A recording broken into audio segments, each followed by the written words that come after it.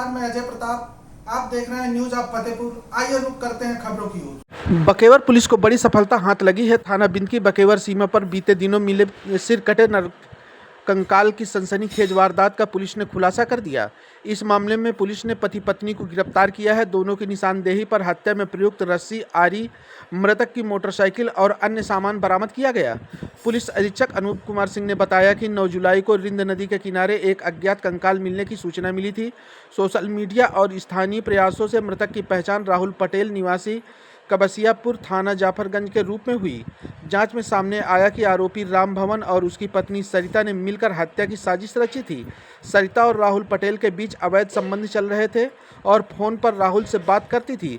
तभी राम भवन ने देख लिया था, जो राम भवन को नागवार लगा।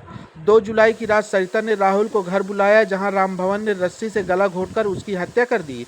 शव को मोटरसाइकिल से रिंद नदी किनारे ले जाकर जला दिया गया और सिर गड़ासे से काटकर दूसरी जगह फेंक दिया।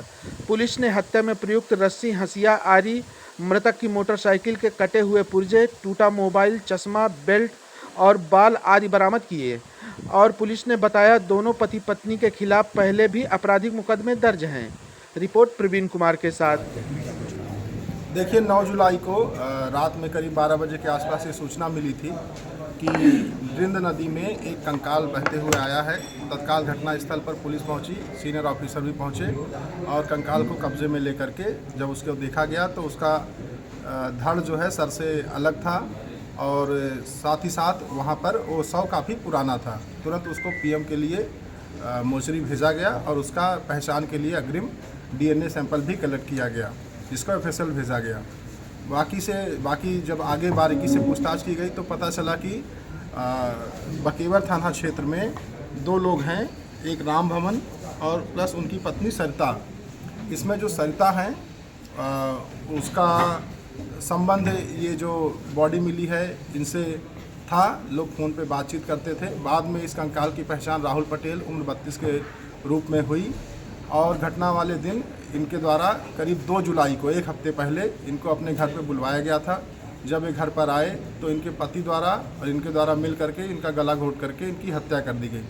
उसके बाद इन्हीं की मोटरसाइकिल पे इनको बिठाकर, जिसमें पत्नी पीछे बैठी और पति चला रहा था, इनको नदी के किनारे ले गए और इनको शव पे पेट्रोल छिड़क करके आग लगा दी गई और जो इनका सर था वो धड़ से अलग कर दिया गया। साथ ही साथ हाथ की कलाइयाँ भी काट दी गई और नदी में शव को फेंक दिया गया। जो बाका था वो इनकी निशानदेही पे बरामद कर लिया गया है। साथ ही साथ मोटरसाइकिल के टूटे हुए अवशेष भी झाड़ियों से बरामद किए गए हैं। जो इनका मोबाइल था उसको भी इन्होंने तोड़ करके नदी में फेंक दिया था, जिसका कुछ हिस्सा बरामद कर लिया गया है। फील्ड यूनिट को बुला करके घटनास्थल से जो आग लगाई गई थी उसके कालिख और अन्य अवशेष कलेक्ट किए गए हैं।